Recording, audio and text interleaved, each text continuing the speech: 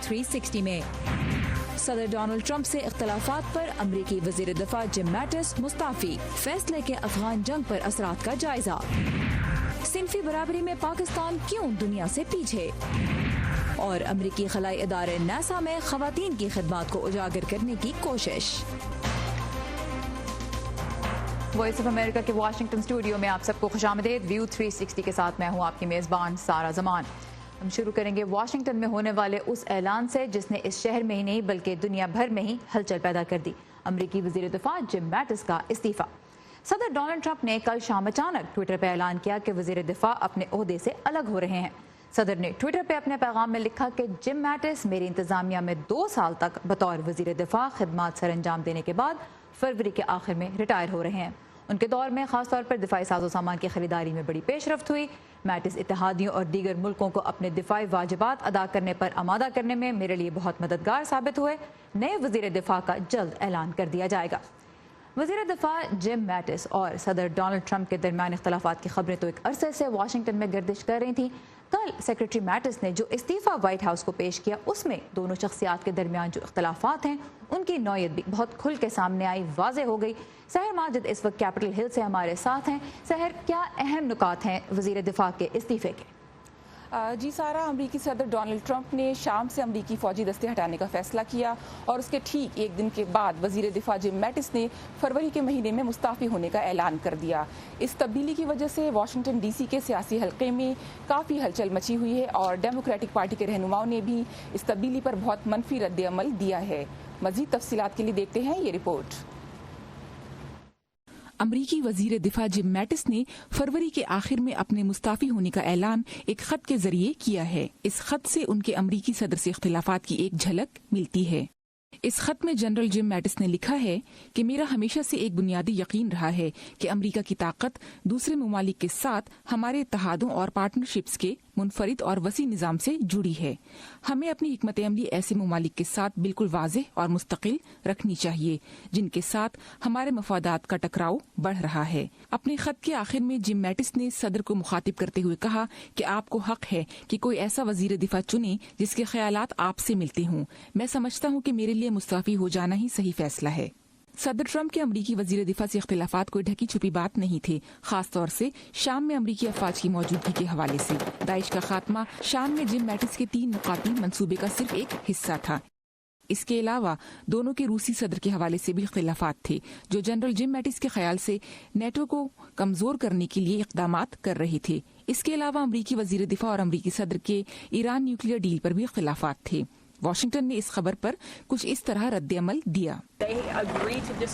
उनका किसी मामले पर इत्तेफाक न होने का ये मतलब नहीं है कि उनके ताल्लुकात में कोई कशीदगी आ गई। जिम मैटिस ने इस्तीफे के लिए अपनी कुछ वजूह बताई हैं और मैं समझती हूँ कि इसके आगे कोई सवाल करना बेमानी है। कुछ बहुत गलत हो रहा है और अब ये इस्तीफा अभी पिछले हफ्ते जुमेरात को ही सेक्रेटरी मैटिस और सेक्रेटरी पोम्पियो ने हमें ब्रीफिंग दी है। हमारे फौजी दस्ते सेक्रेटरी मैटिस की जानिब रहनुमाई के लिए देख रहे थे और अब वो उन्हें छोड़ कर जा रहे हैं। ये अमेरिका के लिए एक परेशान कुन लम्हा है। Our troops look to Secretary Mattis as a leader. Secretary Mattis was one of the few symbols. Secretary Mattis हमारी एडमिनिस्ट्रेशन के लिए हिम्मत और इस्तेकाम की एक मिसाल थे। अब वो हमें छोड़कर जा रहे हैं। मुझे अब इस एडमिनिस्ट्रेशन में इंतशार फैलता नजर आ रहा है। और सिक्योरिटी काउंसिल में शाम पर होने वाली एक मीटिंग में अमरीकी नुमाइंदे रॉडनी हंटर ने कहा है कि अमरीका दाइश और दूसरी दहशतगर्द तंजीमों से न सिर्फ शाम में बल्कि पूरी दुनिया में निमटने के लिए पूरी तरह से कमिटेड है। जी सारा। ऑलराइट, सहर माजिद हमारे साथ थी कैपिटल हिल से। थैंक यू सहर। और शाम के मामले पे तो सदर ट्रंप और जिम मैटिस के दरमियान इख्तलाफात की हमने बात की। अमरीकी वज़ीर दिफा जिम मैटिस का इस्तीफ़ा एक ऐसे वक्त में आया है जब सदर ट्रंप अफगानिस्तान में मौजूद तकरीबन 50% अमरीकी फ़ौजियों को जल्द वापस बुलाने पर गौर कर रहे हैं। अमरीकी इंतजामिया के एक सीनियर ओहदेदार ने बताया है कि सदर ट्रंप तकरीबन 7,000 फ़ौजियों को अफगानिस्तान से निकालने के मनसूबे पर अमल करने वाले हैं और अमल दरामद जनवरी से मुतवक्को है। अफगान सदर अशरफ गनी के तर्जुमान हारून चिखनसोरी ने मामले की संगीनी को कुछ कम करते हुए ट्विटर पर कहा कि अगर चंद हजार गैर मुल्की फौजी जिनका काम मुशावरत, तरबियत और मदद है चले भी जाते हैं तो उससे हमारी सिक्योरिटी पर कोई असर नहीं पड़ेगा। गुज़िश्ता 4.5 साल से सिक्योरिटी अफगानों के हाथ में ही है और गोल यही है कि अफगान फौज अपनी सरजमीन के दिफा के लिए अपने पाँव पर खड़ी हो। اب افغانستان میں اس وقت تقریباً 14,000 امریکی فوجی تعینات ہیں جن کا کام بنیادی طور پہ افغان فوج کی تربیت اور انہیں مدد فراہم کرنا ہے۔ امریکی جنرلز تاہم بارہا کہہ چکے ہیں کہ افغان فوجی ملک کی سیکیورٹی کی ذمہ داری تنہا اٹھانے کے لیے ابھی تیار نہیں۔ افغان طالبان کا مطالبہ ہے کہ کسی قسم کے مفاہمتی عمل کے لیے ضروری ہے کہ تمام غیر ملکی فوجیں افغانستان سے چلی جائیں۔ ایک طالبان کمانڈر نے خبر رساں ادارے AFP سے بات کرتے ہوئے کہا ہے کہ انہیں امریکہ سے اتنے جلد رد عمل کی امید نہیں تھی، مگر انہیں خوشی ہے کہ امریکہ نے حقیقت کو تسلیم کر لیا۔ امریکی محکمہ دفاع وائٹ ہاؤس نے فی الحال تو اس منصوبے سے متعلق کوئی رد عمل نہیں دیا اور نہ ہی یہ واضح ہے کہ خطے کے دورے پہ آئے امریکی خصوصی مندوب زلمے خلیلزاد کو طالبان اور دیگر سٹیک ہولڈر سے مذاکرات کرتے ہوئے اس منصوبے کا علم تھا یا نہیں۔ اس وقت ہم چلیں گے ہمارے آج کے مہمان کی جانب، سیکیورٹی امور کے تجزیہ کار Kamran Bukhari. Kamran, welcome to view 360۔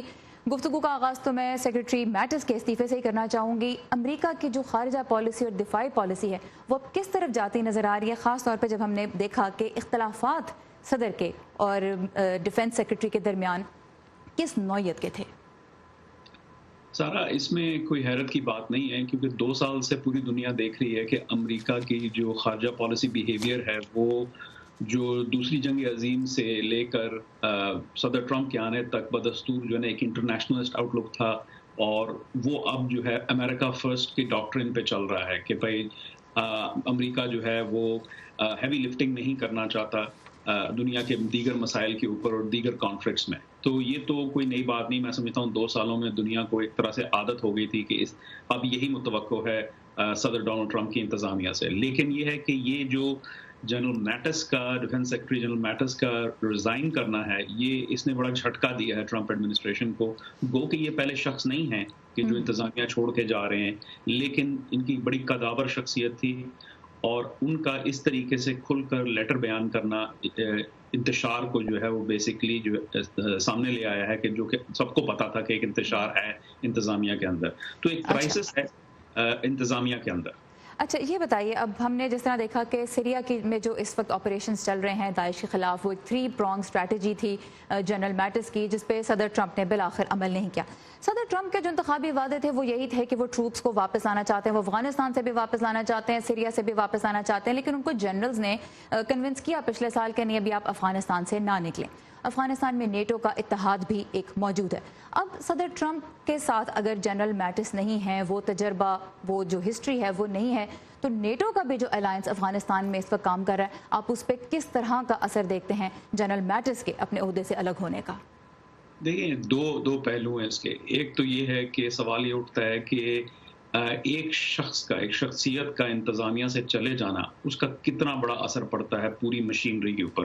کیا پوری مشینری رک جائے گی یا مشینری چلتی رہے گی اور شخصیات آتی جاتی رہتی؟ ایک تو یہ سائیڈ ہے۔ دوسری سائیڈ ہے کہ بھائی جب جنرل میٹس جیسی قداور شخصیت اس طرح کی جو ہے کام کرے کہ وہ ریزائن کر کے چلے جانے کا اعلان کر دیں، تو اس سے انتظامیہ کے اندر ایک بہت ہی زیادہ کرائسس سامنے آ جاتا ہے، اور اس کا بڑا برا اثر پڑتا ہے ٹروپس کی مورال کے اوپر، اور انتظامیہ ایسی نظر آتی ہے کیونکہ دیکھیں امریکہ کے اندر سویلین سپریمیسی ہے ملٹری کے اوپر۔ ملٹری وہ ہر کام کرے گی جو کمانڈر ان چیف کرنے کے کو کہے گا ان کو، لیکن اگر ان کو ملٹری کو یہ نظر آئے کہ ایک کمانڈر ان چیف کے پاس کوئی اسٹریٹجی نہیں ہے یا وہ ان کا کوئی کلیئر ویژن نہیں ہے مشن کو لے کر، تو پھر یہ ایک بڑے پرابلم کی طرف لے جاتا ہے۔ تو یہ دونوں پہلوؤں کو ساتھ لے کے چلنے کی ضرورت ہے۔ آلرائٹ، اب ہم چلیں گے اس دوسرے ایشو کی جانب جس کا اثر جو ہے وہ پاکستان پہ بھی پڑے گا اور دیگر ملکوں پہ بھی، اور وہ یہ ہے کہ اب جو صدر ٹرمپ کے بارے میں، یہ جو ٹرمپ انتظامیہ کے بارے میں خبر سامنے آ رہی ہے کہ فوج کا ایک بڑے لیول کا انخلا افغانستان سے پلان کیا جا رہا ہے، اور یہ ایسے وقت میں ہوا ہے جب زلمے خلیلزاد جو تھے وہ مذاکرات کے لیے آن دا گراؤنڈ تھے۔ تو کیا ہم 1989 والی جو سچویشن ہے ایک دم سے پھر سے وہ ڈیولپ ہوتی دیکھ رہے ہیں جہاں جلدی سے انخلا جو ہے ایک مرتبہ پھر ٹروپس کا پلان کیا جا رہا ہے؟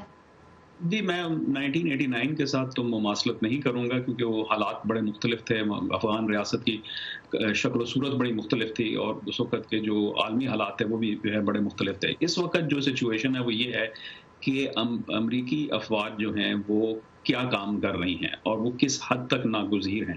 تو اس کے اوپر میں سمجھتا ہوں کہ انتظامیہ جو ہے وہ چاہ رہی ہے کہ کوئی لچک ہو، کہ کم از کم کچھ ٹروپس آ جائیں واپس علامتی طور کے اوپر کہ ہاں بھائی ये साबित किया जाए कि जो डोनाल्ड ट्रंप ने अपने वोटर्स को वादा किया था वो पूरा कर रहे हैं, और वो और जो ग्राउंड रियलिटी है उसको किसी तरीके से बैलेंस करने की ज़रूरत है। तो मैं समझता हूँ कि ये जो एक सिचुएशन है ये बड़ी long time in the making, इस पर मैं कई दफ़ा लिख भी चुका हूँ कि देखें कब तक, सवाल ये है कि अमरीकी अफवाज जो हैं वो कब तक अफगानिस्तान में रहें, कितने साल लगेंगे कि वहाँ के अंदर इस्तेहकाम आएगा। आज मेरा ब्लूमबर्ग में जो है आर्टिकल पब्लिश हुआ है इसी चीज़ के ऊपर कि ना तालिबान अभी तैयार हैं पीस के लिए, और ना ही अफगान रियासत के अंदर वो सलाहियत है कि वो तालिबान को अपने अंदर जो है वो अब्जॉर्ब कर सके। ये मुझे कामरान ब्रीफली मैं आपसे ये जानना चाहूँगी, जिस तरह आपने कहा कि ना तो तालिबान इस वक्त मुज़ाकरात के लिए रेडी है और ना ही स्टेट के पास ये कैपेसिटी कि वो एब्जॉर्ब कर सके।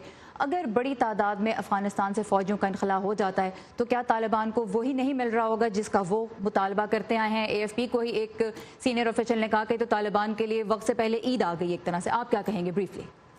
मैं ये कहूँगा कि देखें इस वक्त लड़ाई जो है वो अमरीकी फ़ौजी उस लेवल पे नहीं कर रहे, वो कोई एक्टिव कॉम्बैट रोल में नहीं है, सपोर्ट रोल में है। तो अभी भी जिम्मेदारी जो है वो अफगान सिक्योरिटी फोर्सेस के ऊपर है। तो ये कहना कि आसमान गिर पड़ेगा और तालिबान को जो है वो उनकी वक्त से पहले ईद मिल जाएगी, ये ज़रा थोड़े से एग्जैजरेटेड जो है मफरूज़े हैं। एंड पे बात यह है कि किस हद तक जो है अमरीकी फौजी क्या कर रहे हैं, उनकी कितनी कमी से कितना फर्क पड़ेगा, ये एक साइंटिफिक इशू है, इसके ऊपर एक जनरलाइज ब्लैंकेट स्टेटमेंट नहीं दिया जा सकता। ऑलराइट, और जिस तरह आपने कहा कि थोड़ी एग्जैजरेटेड है, कुछ ऐसा ही रद्दमल अफगान जो सीनियर ऑफिशियल्स हैं वो भी यही जाहिर कर रहे हैं कि मुल्क की जो सिक्योरिटी है वो संभालने की अहलियत अफगान फोर्सेज के पास है। कामरान बुखारी, सीनियर तज्जियाकार बराए सिक्योरिटी उमूर, हमारे साथ थे इस वक्त। Thank you very much. Pakistan और खत्ते समेत अहम खबरों के लिए आप जब चाहें लॉग ऑन कर सकते हैं हमारी वेबसाइट urduvoa.com पर। और अगर आपको हमारी वेबसाइट तक रसाई में किसी किस्म की मुश्किल पेश आ रही है तो हमारी तमाम तर कंटेंट आप सोशल मीडिया के जरिए भी एक्सेस कर सकते हैं। इसके लिए लॉग ऑन कीजिए facebook.com/VOA उर्दू के पेज पर। सिनफी बराबरी के एतबार से पाकिस्तान दुनिया से पीछे क्यों है? वर्ल्ड इकोनॉमिक फोरम ने अपनी सालाना ग्लोबल जेंडर गैप रिपोर्ट में पाकिस्तान को सिनफी इम्तियाज़ के एतबार से दुनिया का दूसरा बदतरीन मुल्क करार दिया है। इदारे की 2018 की जेंडर इक्वालिटी रिपोर्ट में पाकिस्तान 149 मुल्कों के फहरिस्त में 148वें नंबर पर आया है, जबकि बांग्लादेश 48वें नंबर पर है, यानी 100 पॉइंट्स पहले, और भारत का नंबर है 108वां। अफगानिस्तान इस फहरिस्त में शामिल नहीं। वर्ल्ड इकोनॉमिक फोरम तालीम, सेहत, इक़्तिसादी मौक़ों और सियासी इख्तियार के हवाले से हर मुल्क में ख़वातीन के मकाम को जांचता है। पाकिस्तान को ख़वातीन के लिए मसावी तनख्वाह और तालीम के हसूल के एतबार से तो बेहतर करार दिया गया है, लेकिन सेहत और सियासी नुमाइंदगी में ख़वातीन इस साल पीछे दिखाई दी। तो इस वक्त हम इसी मौजू पर मजीद बात करेंगे पाकिस्तान में हुकूक निस्वां की कारकुन बुशरा खालिक से, जो कि एग्जीक्यूटिव डायरेक्टर हैं women in struggle for empowerment या वाइज की। बुशरा साहिबा, वेलकम टू व्यू 360। सबसे पहले तो मैं आपसे यही जानना चाहूँगी, आप खुद एक खातून हैं, आप ख़वातीन की एम्पावरमेंट के लिए काम करती रही हैं, ये जो रैंकिंग सामने आई है ये आपके लिए क्या मानी रखती है? देखिए, इस रैंकिंग से मुझे तो कोई हैरत नहीं हुई है, इसलिए कि जो पाकिस्तान के अंदर ग्राउंड रियलिटीज है, जो औरतों की पसमानदगी की सूरत हाल है, चाहे वो आप उनकी इक्तिसादी सूरत हाल देख लीजिए या उनकी लेबर फोर्स के अंदर शमूलियत देख लीजिए, उनके खिलाफ होने वाले जिनसी सतह के जो क्राइम्स हैं, जराइम हैं, उनकी आप रेशो देख लें तो ये नंबर मेरे लिए तो कोई हैरान कुन बात नहीं है। अफसोस की बात तो ये है कि ये रिपोर्ट पहली रिपोर्ट नहीं है, इस तरह की बहुत सारी रिपोर्ट्स UN भी जारी करता है, इस तरह की रिपोर्ट्स और भी इदारे जारी करते हैं, और हर बार इसी किस्म के शर्मनाक किस्म के पोजीशन पर हम रैंक कर रहे होते हैं। और अफसोस इस बात का होता है कि हर साल हम 2-4 दिन इसके ऊपर बात करते हैं, हुकूमती सतह पर भी शोर उठता है, लेकिन उसके बाद कोई ऐसे सस्टेनेबल या पायदार ना तो अहदाफ मुकर्रर किए जाते हैं, ना ही इकदाम किए जाते हैं जिससे कि औरतों की ये सूरत हाल जो है उसमें बेहतरी आ सके। ठीक, ये बताइए बुशरा साहिबा कि जब सिनफी बराबरी की बात की जाती है तो आमतौर पर उसका मतलब ये लिया जाता है कि जी मर्द और औरत को बराबर तस्वुर किया जाए, और फिर ये एक ऐसी बहस शुरू हो जाती है जिसको मजहबी और माशरती बुनियादों पर बहुत से लोग मुस्तरद कर देते हैं। सिनफी बराबरी को कैसे अप्रोच किया जाए कि पाकिस्तान के जो कल्चरल और रिलीजियस डायनामिक्स हैं उसके अंदर वो फिट भी हो और लोग समझ भी सकें इस कॉन्सेप्ट को? देखिए, जो हुकूक کا جہاں تک تعلق ہے وہ کسی صورت میں اس طرح سے کمپرومائز نہیں کیے جا سکتے اور نہ ہی ان کے سٹینڈرڈز کو کم کر کے آپ اپنے کلچرل کانٹیکسٹ کے اندر فٹ کر سکتے ہیں. سٹینڈرڈز اور سٹینڈرڈز تو آپ کو آپ کی ریاست ہو یا آپ کے حکومتی ادارے ہوں, عورتوں کے جو بنیادی حقوق ہیں, ان کے جو معاشرتی اور سماجی جو ان کی اس وقت پوزیشن ہے اس کو بہتر کرنے کے لیے جو معیارات عالمی سطح پہ طے ہوئے ہیں ہم کو ان کو جا کر اچیو کرنا ہے. ہم نے اکثر دیکھا جو ہی عورتوں کے خلاف تشدد کی بات اٹھائی جاتی ہے لفظ ہی منہ سے باہر نکلتا ہے اور ایک شور مچ جاتا ہے کہ یا تو پاکستان کو بدنام کیا جا رہا ہے یا یہاں کی ثقافت کو بگاڑا جا رہا ہے, اور یہ شاید ہمارا یا ہمارے ملک کا یا ہماری عورت کا مسئلہ نہیں ہے. گھریلو تشدد ہو, جنسی جرائم جو ہے, ان ساری چیزوں کے اوپر اس طرح کا شور مچتا ہے گویا پاکستان کا یہ مسئلہ نہیں ہے. ہم کو اب یہ بہت غور سے اور سنجیدگی سے دیکھنا پڑے گا کہ ہمارے وہ کون سے محرکات ہیں جن کی وجہ سے عورتوں کی صنفی برابری کے لیے یہ جو اہداف بتائے گئے ہیں کہ آپ 200 سال آپ کو لگیں گے ترقی کرنے میں, 200 سال لگیں گے صنفی برابری اور معاشی استحکام عورتوں تک پہنچنے کے لیے. تو یہ وہ چیزیں ہیں جن کو جو سمجھنے کے لیے بہت سنجیدہ نشستوں کی ضرورت ہے, وہ تمام اقدامات کرنے کی ضرورت ہے چاہے وہ کسی بھی جگہ پہ ہو. آپ تعلیم کے اہداف اٹھا کر دیکھ لیجئے, ابھی گرلز کے جو اعداد و شمار ہیں کہ وہ آؤٹ آف اسکول ہیں یا چائلڈ ڈومیسٹک لیبر میں وہ انوالوڈ ہیں, یہ اتنے خطرناک اعداد و شمار ہیں کہ ہمیں سمجھ آ رہی ہے کہ یہ اکثریت بچیوں کی ہی ہے. بالکل, جو بچے آؤٹ آف اسکول ہیں تقریباً 2 کروڑ سے زیادہ ہیں, ان میں 60% سے زیادہ جو ہیں وہ بچیاں ہیں. آپ نے بالکل ٹھیک کہا. اب میں آپ سے یہ جاننا چاہوں گی, دیکھیں پاکستان میں لاز کی کوئی کمی نہیں ہے, اس حوالے سے خواتین کے حقوق کے حوالے سے قوانین بہت ہیں. ایک ایشو آ جاتا ہے امپلیمنٹیشن کا کہ وہ نہیں ہو پاتی, پر امپلیمنٹیشن بھی کہہ لیجیے کہ لا انفورسمنٹ کی اور پھر لیگل سسٹم کی بات ہے. اس سب سے ہٹ کے پہلے اگر ہم صرف شہریوں کی بات کریں, کیا کرنا ہوگا آگے جاتے ہوئے مائنڈ سیٹ کو اس طرف لانے میں جہاں یہ ایشوز جو ہیں ان کے اوپر نہ صرف بات کرنا بلکہ ان کے بارے میں مختلف انداز سے سوچنا جو ہے وہ پاسبل ہو سکے؟ کانکریٹ 1-2 سٹیپس کیا اٹھانے پڑیں گے؟ میں سب سے پہلے یہ کہوں گی کہ حکومتوں کو اس خیال سے باہر آنا چاہیے کہ لا بن جانے سے جرائم ختم ہو جاتے ہیں. لا بنانے کے بعد ذمہ داری کئی گنا زیادہ بڑھتی ہے اور اس کی امپلیمنٹیشن کے بے شمار ادارے ہیں جو اس میں براہ راست ملوث ہوتے ہیں کہ جنہوں نے یہ سارے نظام کو بہتر کرنے میں اس لا سے مدد لینی ہے. دوسری بات جہاں تک آپ نے حل کی بات کی, میں سمجھتی ہوں سب سے پہلے ماحول کو سازگار کیا جائے, لوگوں کا رویہ بدلا جائے کہ صنفی امتیاز اور جنسی امتیاز کو دور کیسے کیا جا سکتا ہے, اور اس پہ جب بات ہوگی تو اس کو سننا کیسے ہے اور اس پہ عمل کیسے کرنا ہے.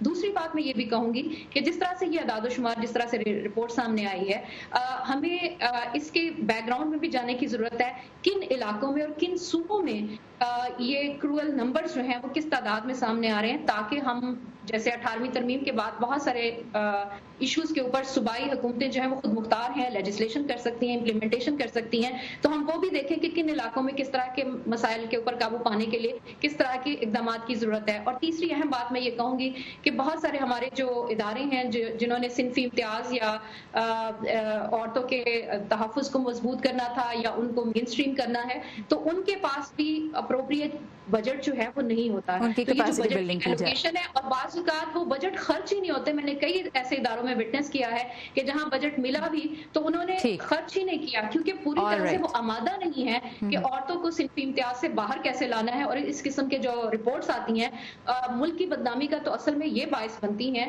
نہ کہ وہ خواتین کی تنظیمیں جو بہت عرصے سے یہ شور کر رہی ہیں. بات کرتی ہیں بشرا خالق ہمارے ساتھ تھی لاہور سے, executive director women in struggle for empowerment کی. بشرا خالق, آپ کے وقت کا بہت شکریہ. جب ہم صنفی برابری کی بات کرتے ہیں تو اس اعتبار سے دنیا میں بہترین ملک ہے آئس لینڈ. امریکہ 150 ملکوں میں سے 91 نمبر پہ ہے. مردوں اور خواتین کی تنخواہوں میں جو فرق ہے وہ امریکہ میں ایک بہت بڑا مسئلہ ہے, اور بارہا یہاں سروے سے ظاہر ہوا ہے کہ امریکی خواتین محسوس کرتی ہیں کہ خود کو منوانے کے لیے انہیں مردوں سے زیادہ محنت کرنی پڑتی ہے. ان کی کاوشیں اکثر منظر عام پہ آتی ہی نہیں. اس کی ایک مثال یہ ہے کہ جب بھی انسان کا چاند پر پہلا قدم یاد کیا جاتا ہے تو نیل آرمسٹرانگ کا نام تو ذہن میں آتا ہے, لیکن اکثر امریکی بھی یہ نہیں جانتے کہ اس تاریخی لمحے کے پیچھے کتنی خواتین کی محنت شامل تھی. ہماری ساتھی فائزہ بخاری بتا رہی ہیں کہ امریکی خلائی ادارہ ناسا اب خواتین کے کردار پہ کیسے روشنی ڈال رہا ہے.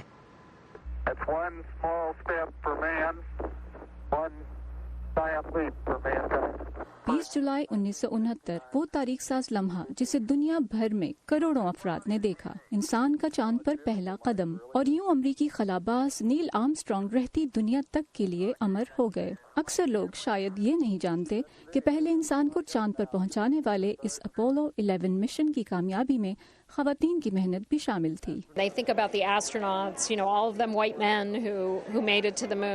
चांद पर पहुंचने वालों की बात हो तो सिर्फ सफेद फार्म मर्द खलाबाजों की ही बात होती है, लेकिन इस मिशन की कामयाबी के पीछे 4 लाख अमरीकियों की काविशें थीं, जिनमें स्याह फार्म और खवातीन भी शामिल थीं। सॉफ्टवेयर इंजीनियर मार्गरेट हैमिल्टन, जिन्होंने इस मिशन का बहुत ज्यादा कोड लिखा था। मेरी ख्वाहिश है कि लड़कियां मार्गरेट हैमिल्टन के बारे में भी उतना ही जानें जितना नील आर्मस्ट्रांग के बारे में। आसमान से तारे तोड़ लाने की बातें तो आपने अक्सर सुनी होंगी, लेकिन अमरीकी खलाई इदारे नासा से मुंसलिक बहुत सी खवातीन के लिए सितारों से आगे जहां और भी हैं। वाशिंगटन में मुनक़िदा एक सेमिनार में नासा की साबिका खलाबाज कैथरीन कोलमन ने बताया कि इस वक्त अमरीकी खलाई तहकीकाती इदारे के कुल खलाबाजों में से 1/3 खवातीन हैं, जबकि एयरोस्पेस की 5 सबसे बड़ी कंपनियों में से 4 की सरबराही भी खवातीन ही कर रही हैं। मुख्तलिफ खलाई मिशंस के दौरान 4000 से जायद घंटे खला में गुजारने वाली कैथरीन के मुताबिक अमरीकी खलाई तहकीकाती इदारे नासा की कामयाबी की एक अहम वजह यहाँ मौजूद तनव्वु भी है। जब आप खुद से मुख्तलिफ लोगों को देखें तो सोचिए कि उन्हें क्यों आपकी टीम का हिस्सा होना चाहिए और इससे आपको क्या मिलेगा। ये वो है जो हम नासा स्पेस प्रोग्राम में करते हैं, मुख्तलिफ पस मंजर से ताल्लुक रखने वालों को ज्यादा से ज्यादा शामिल करने की कोशिश। आप खुद ही देख लीजिए कि इस तनव्वु की वजह से हमने कितनी तरक्की की है और हम कितना आगे जा रहे हैं। नासा की साबिक चीफ साइंटिस्ट एलन स्टोफन के मुताबिक दीगर पेशों की तरह नासा के इब्तदाई दिनों में भी खवातीन ने खुद को साबित करने के लिए मर्दों की निस्बत कहीं ज्यादा मेहनत की, लेकिन फिर हालात बदले। आज नासा अमेरिका के उन इदारों में से है जहां खवातीन की निस्बतन बड़ी तादाद मुख्तलिफ शोबों में अपने जौहर दिखा रही है। दूसरे इदारे भी नासा के नक्शे कदम पर चलते हुए इस बात को समझें कि इक्तसादी तरक्की की बुनियाद तनव्वु है, खास तौर पर ज्यादा खवातीन की शमूलियत। ताहम साइंस, टेक्नोलॉजी और इंजीनियरिंग से मुतालिक दूसरे शोबों की हकीकत मुख्तलिफ है, जहां अभी भी खवातीन की नुमाइंदगी मर्दों के मुकाबले में कम है। नासा से मुंसलिक मर्द और खवातीन साइंसदानों को उम्मीद है कि दूसरे अमरीकी इदारे और शोबे भी खवातीन की नुमाइंदगी के हवाले से नासा से कुछ सीख पाएंगे। Pfizer Bukhari, voice of America, Washington. और नासा में खवातीन के किरदार से मुताल्लिक एक बड़ी ज़बरदस्त फिल्म है hidden figures. I highly recommend that. इस हफ्ते हॉलीवुड में क्या कुछ हुआ ये जानते हैं हॉलीवुड हाइलाइट्स में, जो लेकर आई हैं Warda Khalil. In this trident resides the power of Atlantis. Superhero Aquaman ने अमेरिका में रिलीज से पहले ही ग्लोबल मार्केट में कई रिकॉर्ड्स तोड़कर $266 मिलियन कमा लिए हैं। फिल्म को आज अमेरिका में रिलीज किया जा रहा है। फिल्म की टिकट्स की प्री सेल ने वंडर वुमन का रिकॉर्ड तोड़ दिया है, जबकि अंदाजा लगाया जा रहा है कि फिल्म अमेरिका में रिलीज के पहले 2 रोज में ही $120 मिलियन कमाने में कामयाब हो जाएगी। इस हफ्ते रिलीज होने वाली मजीद 2 फिल्में एक्वामैन को बॉक्स ऑफिस पर सख्त मुकाबला दे सकती हैं, जिनमें एमिली ब्लंट की मैरी पॉपिन रिटर्न्स और बम्बल बी शामिल हैं।